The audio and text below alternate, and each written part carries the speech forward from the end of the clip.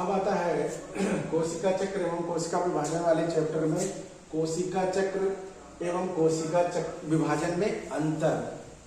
तो यहाँ पर देखिएगा हमने दर्शा दिया है कि कोशिका चक्र में कौन सी घटनाएं होती हैं और कोशिका विभाजन में कौन कौन सी घटनाएं होती हैं। तो एक बार देखिएगा, कोशिका चक्र का जो पहला नंबर कह रहा है ये सभी कोशिकाओं में होता है, यानी कोशिका चक्र जो है वो सभी कोशिकाओं में होता है, चाहे वो एक कोशिकी हो या बहुकोशिकी हो। और कोशिका विभाजन में क्या कह रहा है, केवल जनन मात्र कोशिकाओं में होता है। तो जनन मात्र कोशिकाओं में होता है। जनन मात्र का मतलब है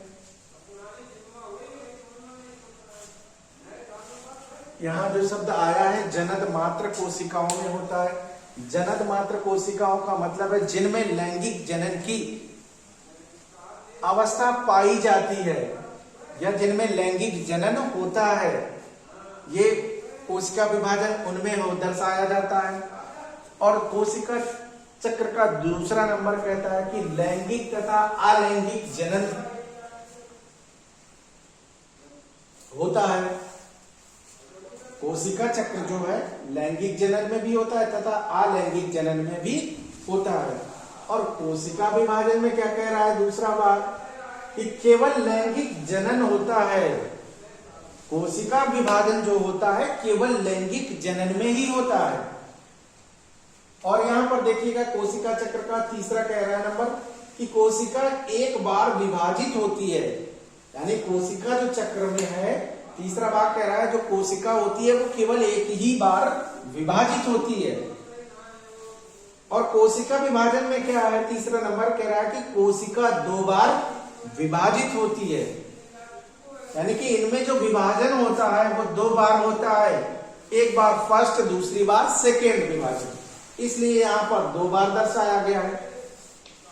अब कह रहे कोशिका चक्र में चौथा नंबर कहता है कि इनमें गुणसूत्र के जोड़े नहीं बनते, यानी कि कोशिका चक्र में जो है वो गुणसूत्र के जोड़े नहीं बनते, यानी पेयर में नहीं रहते हैं।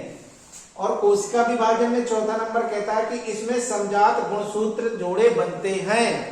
अब समजात गुणसूत्र जोड़े बनते हैं, जैसे जो गुणसूत्र होते हैं, मान लीजिए कि हम मनुष्य में कह रहे हैं,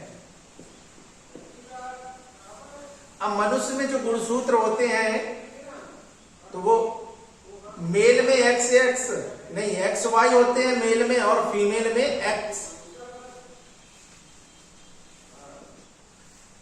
अब इसमें से कह रहा है इसमें समजात गुणसूत्र जोड़े बनते हैं।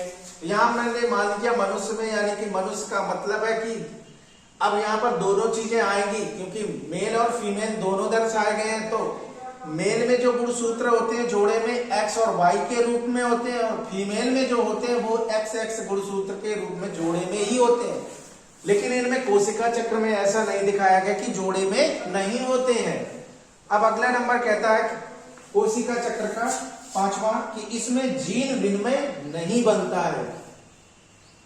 और इसमें कह रहा है कि जीन विनिमय होता है।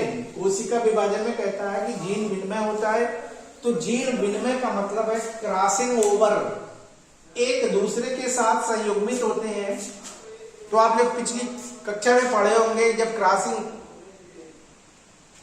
चैप्टर ये पढ़ाया था को आनुवांशिकता का, उसमें से ये दर्शाया गया था कि इस प्रकार से जो गुणसूत्र जोड़े में दर्शाए जाते हैं वो इस प्रकार से होते हैं।